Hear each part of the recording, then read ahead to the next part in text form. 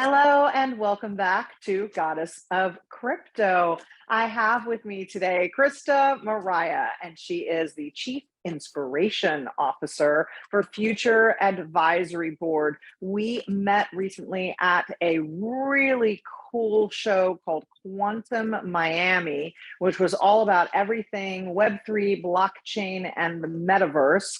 And I invited her to sit down with me so we could have a discussion about what I like to call all the things. The sacred divine feminine is creative, abundant, flowing, receiving, and disruptive. And the new energy of money, including cryptocurrency, decentralized finance, NFTs, and even the metaverse, is all these things too. Welcome to the Goddess of Crypto, a weekly show where women who are already in this powerful space will cover these topics simply, so you can relax into knowing that the future of finance is female.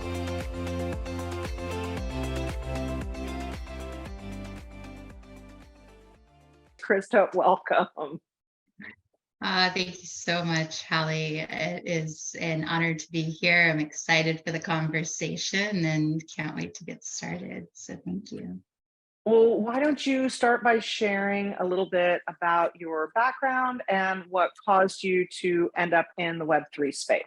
Sure. So I like to start my story by saying I was raised by hippies, rebelled against them, joined the corporate world, and then realized that they actually knew a thing or two. So I'm finding my way back to my own path and my own spirituality in life. So that's the short story. I worked for a company called Gartner for almost 6 years. And the story goes, I was hired, fired, acquired, rehired, and now I say retired. And they are the world's largest research and advisory firm for technology decisions. So essentially technology organizations at the world's largest enterprises, governments, companies hire Gartner to help them make better technology decisions and now leadership and management decisions, because they acquired a company called the Corporate Executive Board. So now they've expanded to advising on all C-level verticals within an organization. Sounds about as corporate as you can get. Absolutely. And then what caused you to go from there into the Web3 and metaverse space? Yeah, so when I was with Gartner, I worked with CIOs, which are typically, when you say CIO, it's a Chief Information Officer. So they have responsibility over the IT and technology decisions of a company. And what I realized was I was a huge geek for learning about technology and understanding how companies made decisions and how people made decisions. So through my time at Gartner, I got to actually sit with the analysts who are doing the research and hear them advising the companies, the CIOs who are making the decisions. And I got to be a fly on the wall for some really fascinating conversations. A lot of them being around innovation and looking at this fourth industrial revolution, where the convergence of these emerging technologies like cloud, 3D printing, AI, quantum coming up, all of these virtual reality, all of these new emerging technologies are coming together and essentially allowing us to disrupt ourselves as humans and kind of creatively destroy the systems that we've been building and create a whole new world. And so what I see is huge opportunity. I think now is the most exciting time to be alive in our history that I'm aware of. That's what I say. Right. And so why not be in this space? That was my thought process going into it.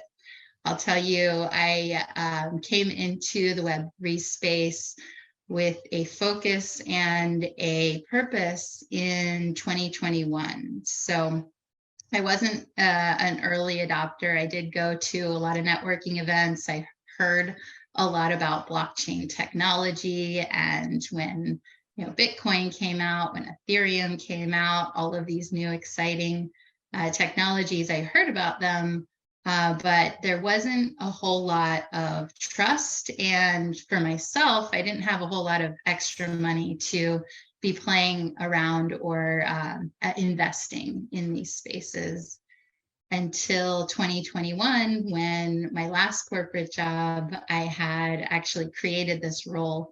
And it was I was a VP of Global Alliances for a software company that actually started out in creating the zip format and working on mainframes, helping them compress When you say data. zip, yeah, that's what I was going to say. So zip, for anybody who doesn't know, and I always like to explain the technology terms, is data compression. So like 6 files turn into one file that's called zipped, and then you unzip it to open it up, and then so it's a way to transfer the files faster. Anyway, go ahead. Sorry. No, that's great. And fun fact, it was invented by Phil Katz, who was the founder of PKware. And that was the last company that I worked for before being laid off. As COVID arrived, they sold the company. The CEO who had hired me had stepped down, and thus our executive team dissipated into the layoff. And then I had the opportunity to really explore what I wanted to do on my own, which for me, I always found joy in bringing people together, and especially really smart, forward thinking, and positively focused visionaries. So these are the people I get energy in working with.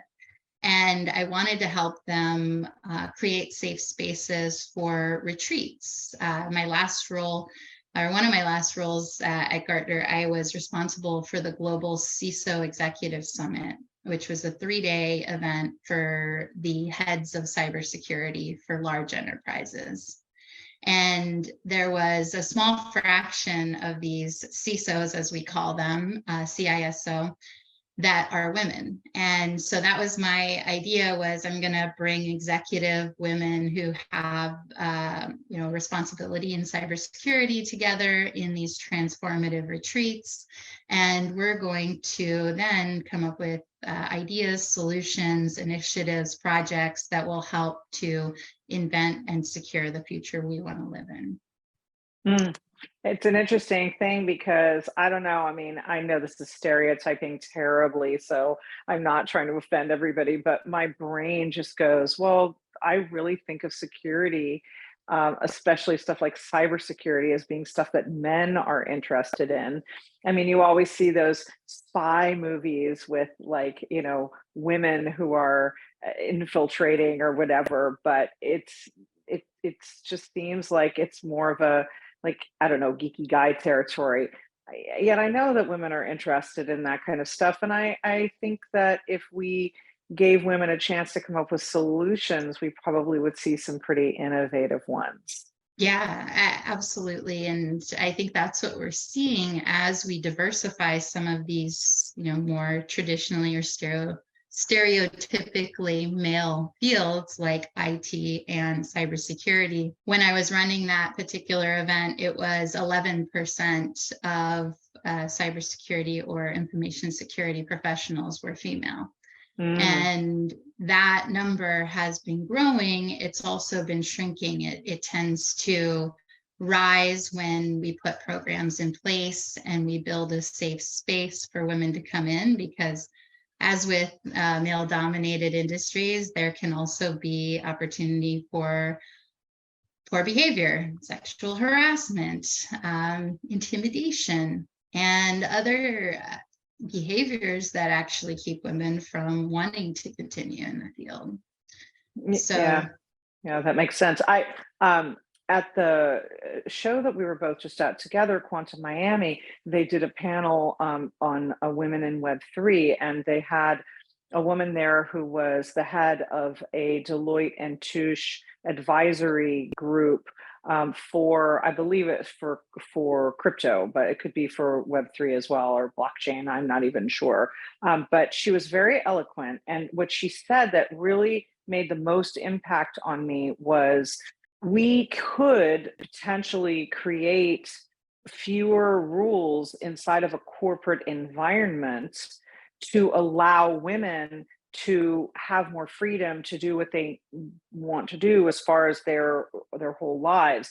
And I'm not saying this particularly well. What she was really saying is, hey, does a woman have to work a 9 to 5 job when she's also got to raise her babies or put her dinner on the table for her family or whatever? Might it be possible for us to say to that woman, this woman specifically was talking about flex hours, and might it be possible to offer a woman flex hours? And I was with a friend who's an investor who has a lot of different businesses, and I said to him afterwards, hey, have you thought about that for yourself, offering this? Because he said, and it was very interesting to get a man's perspective. He said, I'm sitting here listening to this panel and I'm like, why do we need this? And the more I listen, the more I realize there seems to be a problem so big that we're not even paying attention to it. We're just like letting it slide under the mat, so to speak. And I thought that was a really good observation, because he was like, I would hire anybody. I don't care what color you are, or what sex you are, or what your sexual orientation is. He's like, if you're the best person for the job. But it's interesting because I think a lot of women kind of take themselves out of the running because it's like, oh, I need these flex hours and I can only do this kind of thing. What I was saying to him is, his industry is like kind of obscure. And I was like, well, if you were to offer flex hours, you might get people who would be crossing over into your industry who would otherwise not even come, so that they could get that. And I feel like these conversations need to be happening more and more, especially post COVID, because we've all known what it's like to work from home now, and we've all known what it's like to have a completely random flexible schedule, and it worked pretty well. Yeah, absolutely. And to go take that a step further, I have a friend, her name's Kayla Oysterhoff. I think I always say the name a little bit funny, but she studies women's neurophysiology and biofields. And she's actually created a system for business that will work with a woman's actual internal systems, meaning men are made physically to be able to essentially have the same rhythm every single day. Women, as we know, we carry babies, we carry a cycle, a menstrual cycle, and our body goes through specific changes throughout the month, which affect our ability to be effective in our business. And there are certain times of the month that we have superpowers, that we could be out there outperforming men all day long in this certain time frame, when we have this energy and when we are meant to be in front of people and to be out on the road and do the road warrior work. There's also times when we need rest and we need to retreat because of the way that our bodies actually physically work, whether we're of childbearing age or not. And that's also been the challenge, is women haven't been studied in medical studies because of the fact that we're inconsistent. But we can work through it. And I think that's what we're seeing now for the people who are paying attention, like this gentleman you're talking to, who are open to seeing that we are all different and we're different for a reason. And if we harness those differences, then we can have them work for us and with us, and we can supercharge our productivity. We can honor ourselves and our bodies and the needs of our families, and we can have better results. And I think that's where we're going when we are actually paying attention. We are being compassionate and mindful in our conversations, and we're actually focusing on, what do we want to accomplish? Where do we want to go? Rather than what do we want to argue or fight about? Yes, that's beautifully stated. Beautifully stated. So, going back to your own personal journey, I want to talk a little bit more about, what delights you about the Web3 space and what direction you're taking your business now. Yeah, thank you. So what delights me about the Web3 space, I love the creativity. I love the community. And I love this pure potentiality. And what I mean by that is with Web3, it is showing us that we as humans actually have the ability and the sovereignty to become our own banks, our own companies, our own organizations. We have the ability, and we're building the infrastructure to be able to create beyond any ways that we've been able to create in the past. And I think that's really important, and I think it's beautiful.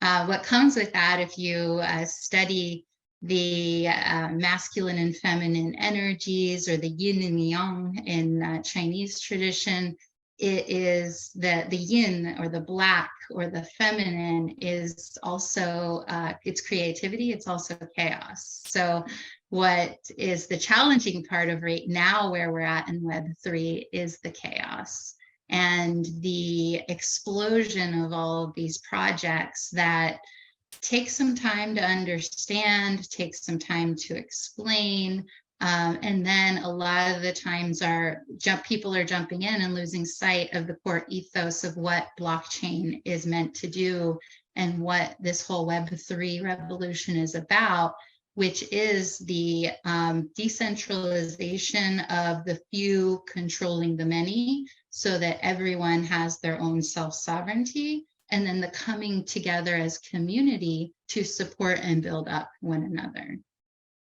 So I said a lot there. I don't know if you want to No, dive it's, into I any of mean, that. I love all of it.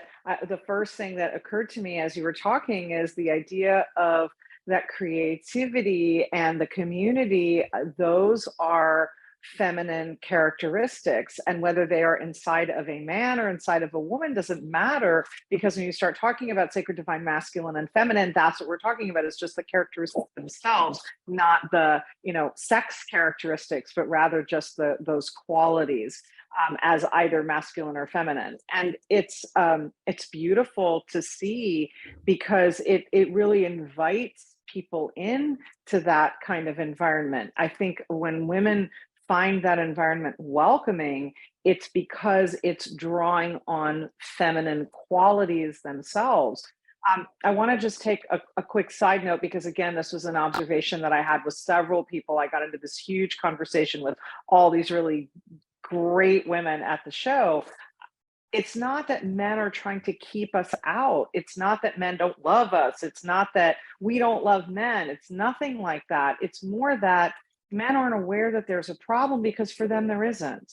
So they're not paying attention to this issue. They're not paying attention to women's issues. They're not trying to make differentiations. They're just bulldozing ahead, being themselves and taking care of whatever business they take care of. And then when the woman's like, hey, I got left behind, or hey, I got pushed over to the side of the road, or overlooked or overridden or whatever, the guy's like, wait, what? Because he wasn't paying enough attention in the first place. So I feel like we need to really focus on these ideas that you're sharing with us about the qualities of these types of environments, these types of job opportunities, these types of industry opportunities, because entire industries are being created right now. And to say, look, it's a new paradigm, and it can be a new paradigm. We can show up differently, and it doesn't matter what came before, because the rules are being written like by us, and we can therefore take and do whatever we would like. Some of the women that I've run into in the Web3 space, like, for example, Black technologists. Okay, they are self-described unicorns because there's just not that many of them. But it's not like somebody's saying you can't do that. They're not. It's just there's not that many making that choice at the moment. And I hope that things will get easier for especially women of color for education going forward. But the women that are there are able to actually work in the space. And, I want to see more of that. I want to see more of women saying yes to themselves, no matter how old they are, no matter what their skin color is, no matter what their background is. I can't tell you how many women I've had on the show who are like, maybe like, I'm going to say like maybe a third of my guests so far, who are like, I'm not qualified. You can't have me on the show yet, because I just, like, for example, one woman was like, well, I just learned everything on YouTube. And I'm like, yes, and assimilated it and built a whole whatever crypto portfolio around it or an education process around it that you now teach. And that's that's how this goes, right? We're all learning and creating and developing at core, like we're doing it independently and we're doing it for the very first time. Like we are the origin story of Web3, for example. So I think that's really important. Oh, Also a lot, I just absolutely. realized. Well said, though. And I absolutely agree. We are in this pioneering stage of this new evolution. I call it the virtual frontier of the age of abundance. So we've been in the age of abundance probably for the at least last decade, but it's not been distributed evenly. So we have scarcity and we have abundance, and we've got lots of different perspectives in between. And the gold rush analogy, that's why we call it Bitcoin mining, because there are people literally mining this new currency that's being created digitally as if it were going out to the physical mines and those, in the US, the 49ers and this gold rush that occurred, the same thing's happening. We're using a lot of resources. There are people who are brave and they're unafraid of the unknown, and they're going out there and investing in these mining rigs, and they're mining this currency. And if we think about this frontier and think about, well, nobody really knows, we're all discovering it. That's so empowering to me, because you don't have to know and have this background. I mean, it's helpful if you have a tech background and you understand how computers work, how the internet was created, how these new technologies are evolving together. And there are a handful of books that you could read to get a really good insights into those. And then from there, you're on even playing ground with 90% of the world. So why not take advantage of it? Yeah, 90% of the informed world, because there's about 80% of the world that is like, what is that stuff? I don't understand any of it, which is actually why this show exists, because I want women everywhere to know, like, this is available to you, and these are the women that are doing this, and you could come play with us, because it's just such an exciting time.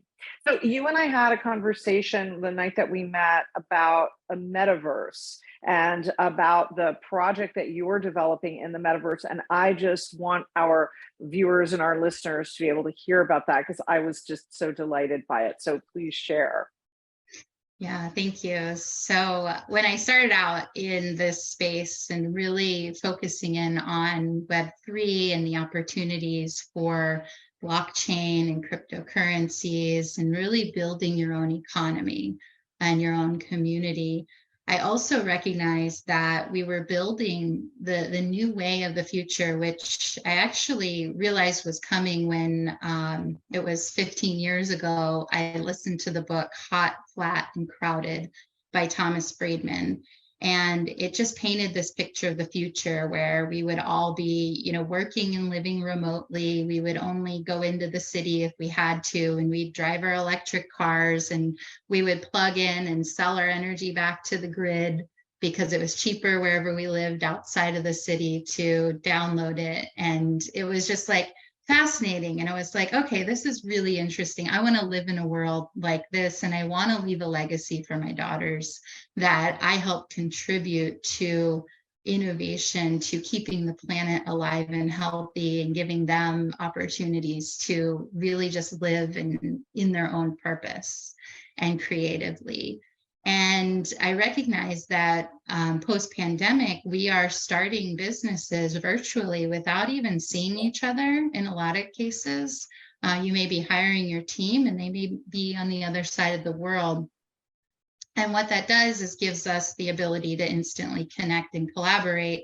What it also does is it takes away from our in-person connection and that ability to build instant trust it's much more difficult to do over a Zoom call than it is to do in a week-long retreat where you're deep diving into transformational conversations and going deep on who you are as a human and how that affects the way you show up in your work life. So I was really fascinated by this opportunity to build stronger relationships by bringing people together in safe spaces, not only in the traditional way, which is usually you get a hotel and you're kind of in this, still in the mainstream of life, but you have your group and they're, in their own little corner in conference rooms.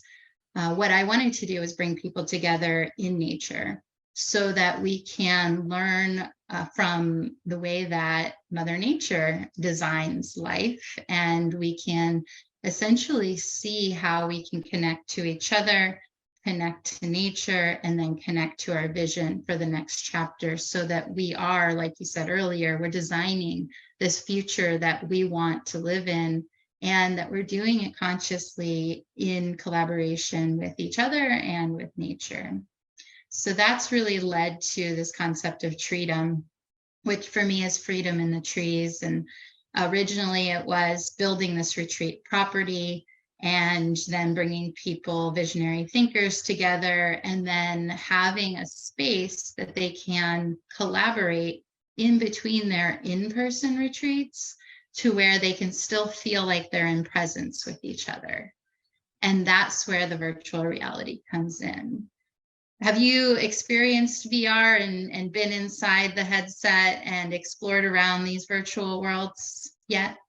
Absolutely. And in fact, I recorded an episode. I think it's probably going to be about a month old by the time this episode airs, where I just raved. I didn't even have a guest. I was just like, let me just talk about my Oculus and the metaverse apps that I'm madly in love with. And I was specifically talking about Supernatural and Trip, which I am playing with pretty much every day. Like I was just, right before we started, I was like, well, after I interview Christa, I am going to go work out in Supernatural for a half an hour. The idea for me that I will look forward to create any space around working out. Normally it's like, well, if I can fit it in. And now I'm like, how can I build my entire day around making sure that this happens? Because I have such joy in that experience. Partly because of the 360-degree environments, partly because the whole thing feels so real. But I also will sit down with Trip where one of my favorite things is meditating in the cosmos or meditating inside of sacred geometry fractal spaces. And the fact that I can do that speaking of Trip, trips me out because it's so just I can feel my brain expanding just doing it. It's just such an incredible experience. So to me, like all of these immersive environments, I was talking to Mike Turpin, who is one of I guess he goes by Michael these days, Michael Turpin, who is I call him the godfather of Bitcoin, but he and I have known each other like 35 years. And we go back to when I was pioneering interactive movies in the early 90s.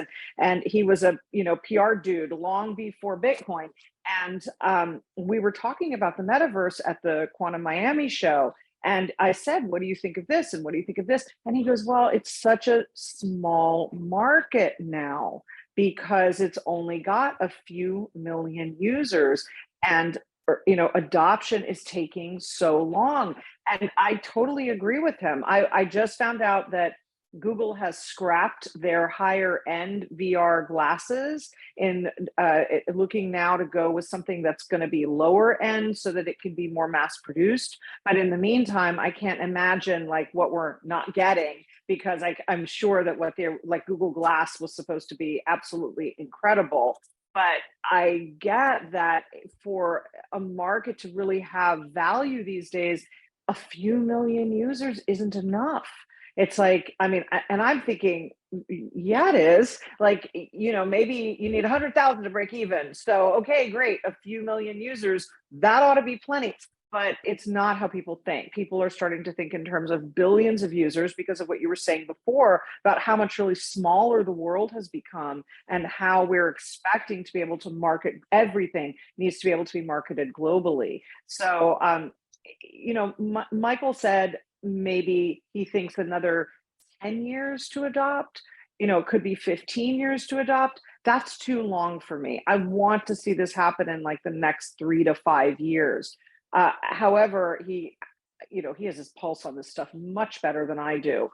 So I had to really sort of, as my friend says, slow my roll in that moment and say, well, okay, what if it takes that long? Is that possible? And I suppose the answer is unless a disruptor comes along. Look at Chat GPT. Suddenly AI is for everyone. And they have 1 million users after 2 months, or yeah, it's like 6 weeks or 2 months now. So that's like really fast uptake because it's such a disruptor to what was available for AI from a text perspective, and from a content creation perspective. By the way, just a reminder to everybody, when Christa says something or when I say something, it is going to be in the show notes. So if it's something that you think you're interested in, please check the show notes or go to the blog on I guess it's just HallieEvelyn.com/blog, that will give you the information about all the different aspects of things that we're talking about. Anyway, just to finish, I feel like we're living inside of the most nascent, kind of delicate, we're almost at that tipping point place where what we're looking for is the kind of disruptor for the metaverse that Chat GPT has been for textual and content AI. And I don't remember what the name of the app is that's creating things like, I don't know, a Muppet Jane Austen that looks exactly like Pride and Prejudice if it were done by Muppets. That's the visual AI version, but that exists too right now. Midjourney. So we need what's it called? Midjourney. Well, yeah. All that or Stable stuff, Diffusion, or OpenAI also has an image generator. They're all amazing, and when you see the stuff, it changes the way you think. So I'm waiting for that in the metaverse. I really am. I'm so excited. So I love what you just shared there. And I would say, so there's a couple of books I would recommend just to that point. There's Peter Diamandis and Stephen Kotler wrote a trilogy of books that really got me just excited about what's possible and showed a different perspective than the kind of doomsday, climate change, we're all going to blow up the earth kind of perspective. So there is abundance, bold, and the future is faster than you think.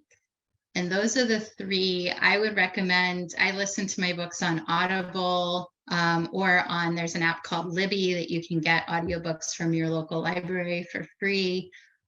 Those I would highly recommend listening to and seeing. There's also a book called AI 2041. And it's written by a sci-fi movie writer and a futurist. So it's got really great stories, and it basically kind of tells the story of what life is like in 2041. Oh, that sounds delicious. It's delicious. There are many different chapters and scenarios, so I would highly recommend those. And that can give you more of a sense of where we're going. So my podcast I launched in 2020, I only released one episode, and the episode is on demystifying quantum entropy. And the CEO I interviewed has a company in Australia, and they provide quantum random number generators, which large banks are using to help protect themselves for when quantum comes. And when quantum comes, what I mean by that is quantum satellites that allow for quantum internet that will be then mass adopted, because we have quantum computing right now. And then if you talk to spiritual people, they say, I'm in the quantum field all the time. So that's with our own human technology without any quantum satellites. But Well, quantum is going to be a game changer as well. I hate to say that I understand being in the quantum field from the perspective of quantum physics, but I've studied that enough. You know, Joe Dispenza, for example, all of his books talk in a very kind of, I'm going to say, more English way, more easily to understand way about quantum physics. Um, but I mean, I've studied enough quantum physics to understand the basics of what you're talking about when you say the quantum field.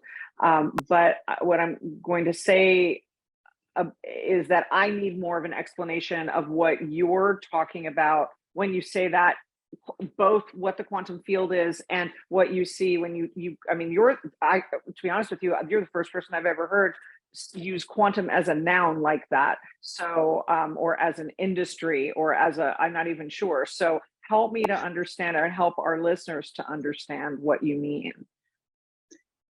Yes, and it can be really difficult and take a lot of time to fully understand and digest this, but you have quantum computing, which is actually creating computers. Many of them are the size of giant buildings that are using quantum technology, meaning there is an ability of these different particles to gain resonance and communicate with each other. It's called quantum entanglement. So you can send a message from one particle to another particle without any interference, because it's an instant communication. In other words, it's not going from point A to point B. Once point A gets it, point B gets it at the same time, right? Exactly. Yeah, because I point A understand becomes that. Yeah. point B. Mm-hmm. Yes. Yep. That seems like basic quantum physics stuff. I guess I just didn't realize that you were able to do that using a computer at this point. Okay, the top of my head is coming off right now. Keep going. This is so exciting. Yes. And so that's technology. And if you listen to the episode, you can get to it from my website. It's Christa.one. You can hear more about what quantum entanglement is, what quantum random number generators are, and what the quantum internet will do to disrupt the technology we know of today.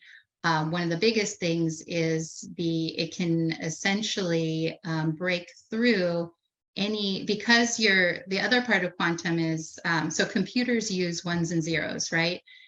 To communicate into all of these different languages. So it's a 1 or a 0. With quantum, it can be a 1 and a 0 at the same time. So that gives you exponentially more computing power, which can also break cryptography exponentially faster. So cryptography, which is the basis of our security, we're saying cryptocurrencies, they're all based on this, basically assigning a random string of numbers to create a lock and a key system. The hash codes. Yes, the hash codes. They'll be essentially obsolete once quantum computing, quantum internet becomes mainstream. Because you'd be able to like break into anybody's wallet in like a second. Exactly. Wow. Okay. Well, I hope somebody's working on solving that, because otherwise, no matter how much Bitcoin you have, that's going to be useless. Although I suppose at that point we could then use our quantum computers to steal it back. I'm hoping. So my thought is, okay, that there really is no solution to cybersecurity right now. And I don't know that there will be any solid solution in the future, because as soon as the security catches up to the scam or the hack, they're finding a new way to get around it. It's always this cat and mouse, and it's helping each other get better. And at the same time, it causes a lot of havoc for companies, for people, for humans. So Back to chaos. Yes. back to chaos. And this is the world we live in. My solution, I mean, there's a super simple solution to all of this.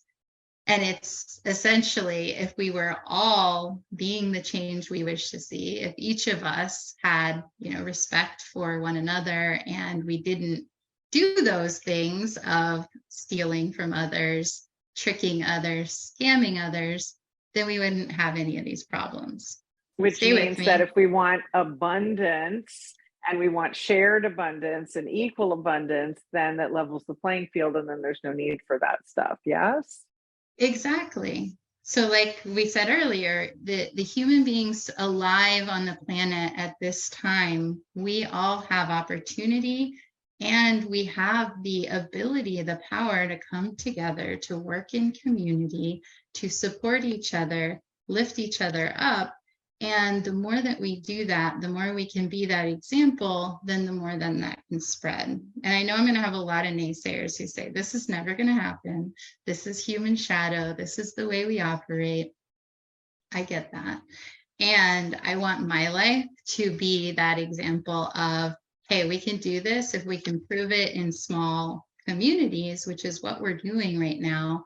As we distribute and as we kind of decentralize, we're building these smaller groups of trusted communities. And if we have the right orienting system, if we can all understand that we are essentially spiritual beings living this human experience, the way I see it is it's a simulation already. We're already in the matrix. It's now understanding that we have the opportunity with our free will to be able to guide this next evolution in this age of abundance. So it's probably a lot deeper dive of a conversation to understand and to explain the systems we're working on and building now to be able to make this a reality. But we do have that in my own journey. Once I said, I'm going to go off, I'm going to live on purpose, I'm going to pursue this passion for freedom, for bringing people together in these transformational spaces and retreats, and for supporting these visionaries who are actively changing the world. I also met my partner, who has been working on this system to be able to give the framework and to be able to essentially zoom into the human psyche in virtual reality and be able to see how do we actually make decisions, and how we are all actually following these laws of light and the light language that exists, but we just don't know about it. So it sounds, I know, can sound a little esoteric and out there. And then it's like, okay, how do we ground this in reality? And in reality, we are merging with technology in the fact that we are having these conversations through technology. It's carrying our communications. We're using now AI on a massive scale to where you can't tell whether a human wrote something or a computer wrote something. And often you can't tell whether somebody on camera is whether that thing was something that they actually said, because now they have those things they call deep fakes. And if they have deep fakes to the point where you can't tell today, now, the difference between reality and a fake thing, I can only imagine what things are going to be like 10 years from now, because all the information, I think it's Marshall McLuhan said that information was speeding up to the point where like we can never catch up with it again. I loved what you said about that we are merging with technology. I never thought about it like that, but you're right. I mean, we're communicating through technology. People are hearing this episode or seeing this episode through technology. We are transmitting our thoughts, magnifying and amplifying our thoughts through technology. And for the most part, especially as we move to a more virtual environment, we are using technology in every regard. I was at a family reunion of over 40 people on a Saturday for my girlfriend's family. And it was really interesting. So many of the people in the younger generation, they were sitting there interacting with their phones the entire afternoon, even though they were also participating in conversation. Some of them are like, baby in one hand, food in the other hand, phone on the table. But so much of that, and then the little kids, everybody's growing up with the phone in their hand, and technology is like just so much a part of what everybody is participating in. Like, it's an outlandish concept until you start to break it down, and then it's like, oh yeah, okay. So I'm just still trying to Yeah. wrap my head around it, but yeah, that's you're so right. Well, that's actually why we're starting with the pause. So, what my partner and I are creating is we have a club called the Human 101 Club. And in this club, we are exploring what it means to be human, and we're mapping it in virtual realities. So, we've got this meta map of the mind that explains this color language, and the fact that a pause is basically two ones. And when you zoom inside, there's nothing. So that's a 0. So it's a 101. And so if we're able to just pause life, say we have on our phones, we've already got these tools that have been distributed to almost every human, even in third world countries, they have these phones. And the more I'm sorry to interrupt. I literally heard a statistic that knocked me on my ear at the Women in Web3 panel, that there are more people who have cell phones, than drinking water in the world. And I was so just devastated by that. All right, I'm sorry to interrupt, but I think that really gives us an idea of, as you were saying, how ubiquitous the phones are. Yeah. Yeah. And imagine if we could use those phones to help those people who need drinking water to receive drinking water. So it's a beautiful thing that everyone has the phone. What we don't have is we haven't turned them on right. So we haven't actually collectively turned on our phones and said, yes, we are all one human race.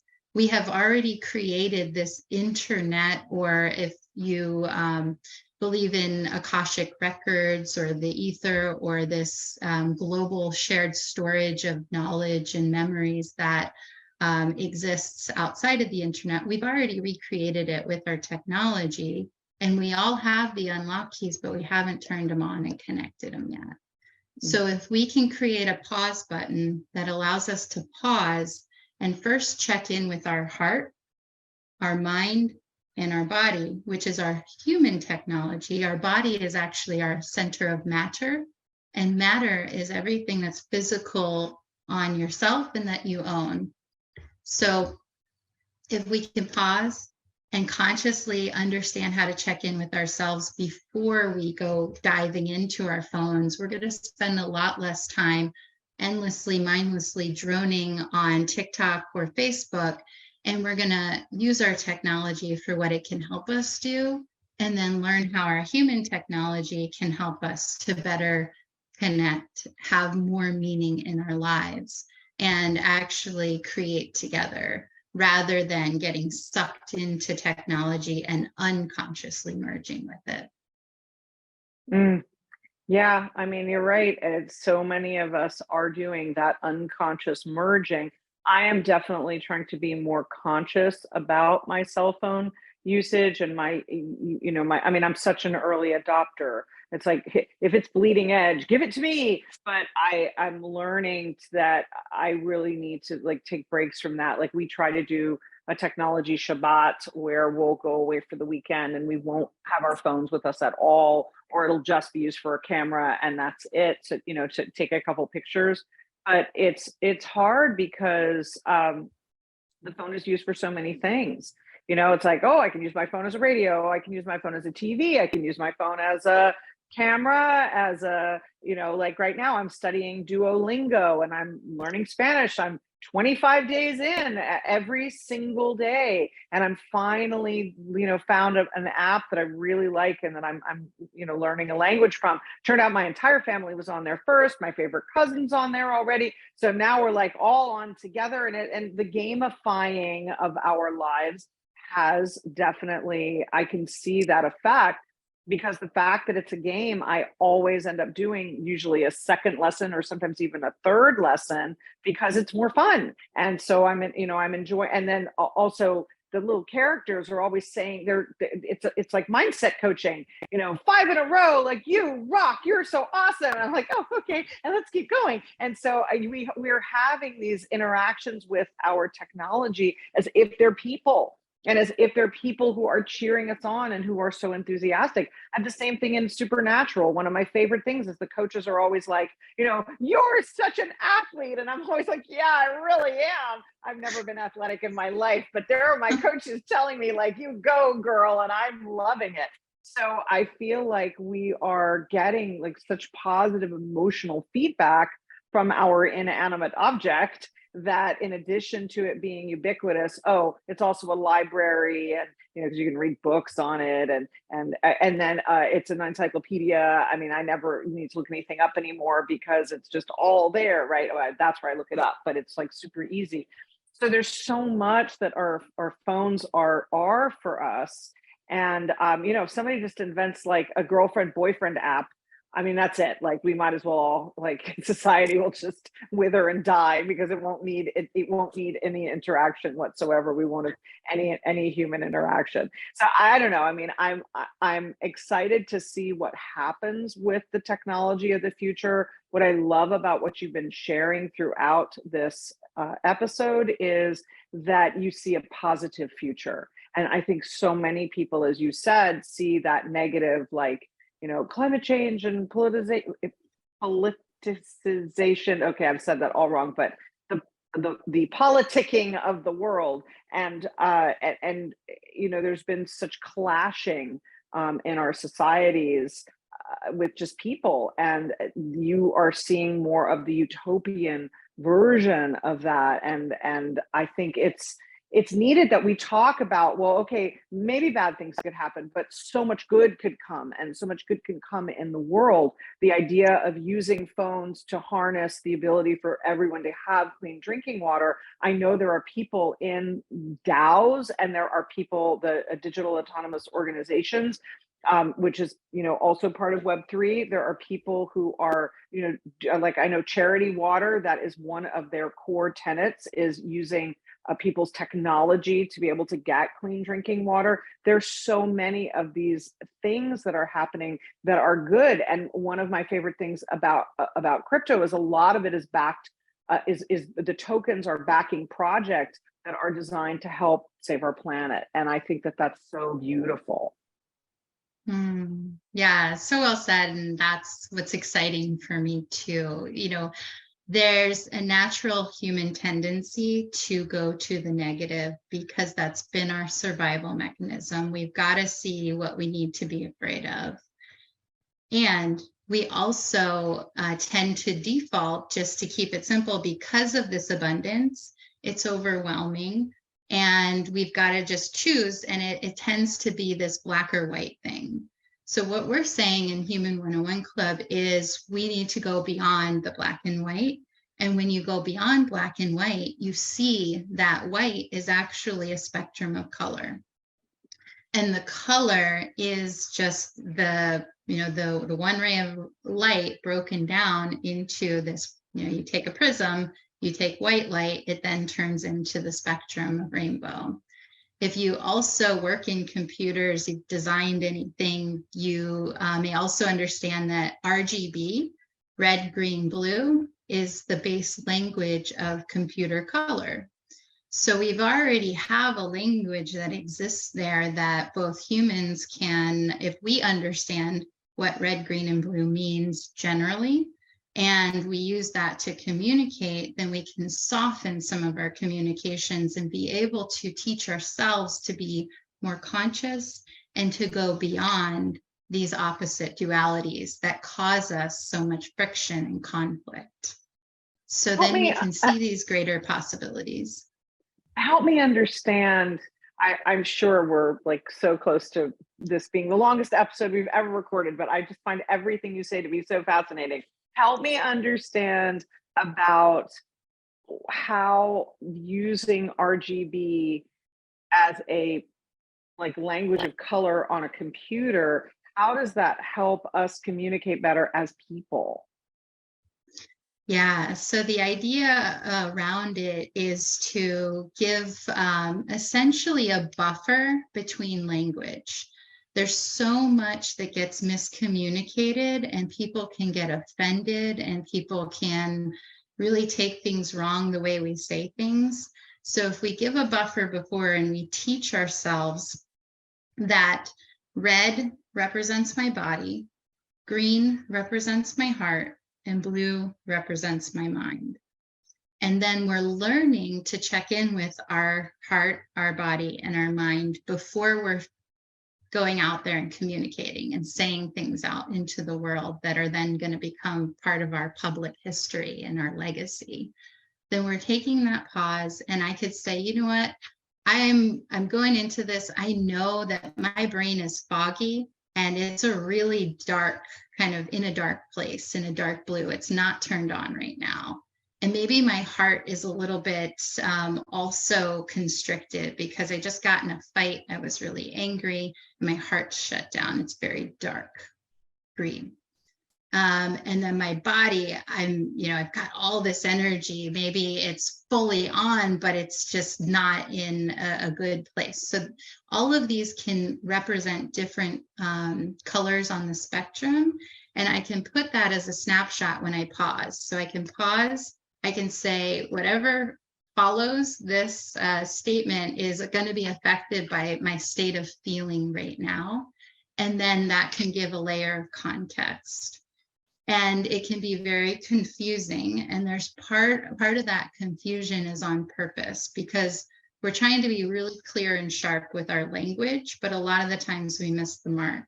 If we can put a little buffer out there and have people stop and think, okay, before I react to this, before I judge others, before I go in and put my perspective, I know that, this person isn't fully on.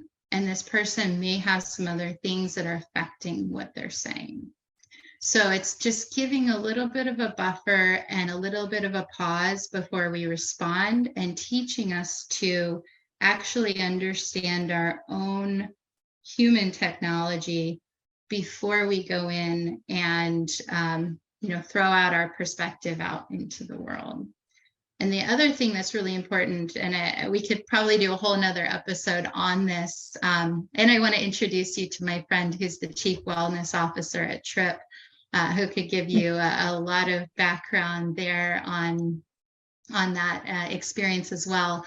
But the other thing is it's so important that we pause and learn our own human technology before we merge, so that if one of these I believe all apocalyptic movies, these dystopian futures are our future selves telling us, hey, you don't want to do this, like find a better way, be more creative, and don't let this happen. This is your warning. You have free will, but this is your warning. Don't do this.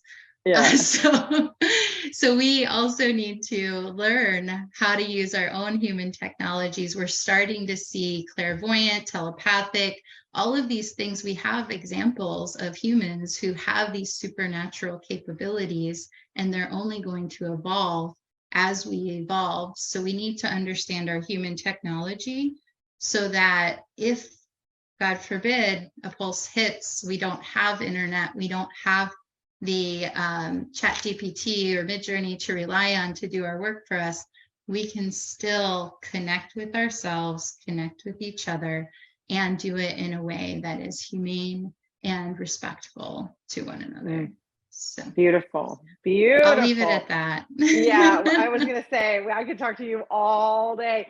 I always ask at the end of every episode, what's one more thing that you want our viewers and listeners to know Know that you are a super bionic computer. Your body is your avatar. It is amazingly intelligent and connected, and that every single human being on this planet, no matter what gender, race, color, where you were born, we are all innovators. That is our role as human beings, to be that connection between the heavens and the earth, the space and the ground, and every one of us is important. And if we can actually see that and see these puzzle pieces, then we can come together in a global game, and we can actually solve global problems by playing together.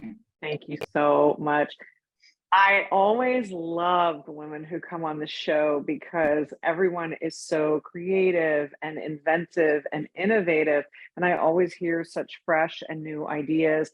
I have to say, in all of the episodes, I think these are the deepest, most powerful new concepts that I have ever heard. And it's been my pleasure and my honor to get to interview today, to interview you and to have this conversation. So thank you so much, Christa. I know that you all will be hearing more from Christa because wow, what a mind blower she is. I hope that you will share this episode with all of the women in your life, your mothers and your daughters, your friends, your girlfriends, your wives, and just make sure that every woman knows about Goddess of Crypto so that she can empower herself. We know that the future of finance is female and that we can't be what we can't see. So share this episode so that we can all make the world a better place, which is the world that Christa wants us to be living in, and me too. Yes. So thank you so much, Christa. And until next time, everyone, I will see you on Goddess of Crypto. Every week, transformational wealth coach Hallie Evelyn leads a conversation that helps to ensure that women everywhere can learn to surf the coming tsunami of the new energy of money. You can find her at goddessofcrypto.me. That's goddessofcrypto.me. Be sure to subscribe to Goddess of Crypto on your favorite platform or watch the show on YouTube. And remember, wealth isn't just your privilege, it's your right.